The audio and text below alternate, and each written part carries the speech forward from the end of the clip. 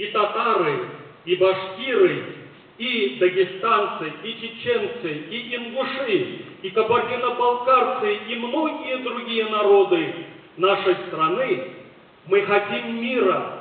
Мы хотим, чтобы наши дети жили в мире, в спокойствии, чтобы мы дарили им комфортную, благополучную жизнь в мире и в стабильности.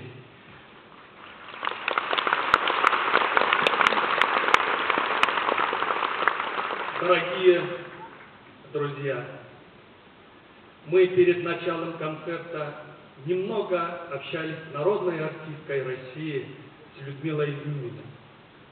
Мы сегодня увидим знаменитых звезд Евровидения, бурановских бабушек. Они сегодня споют нам на татарском языке.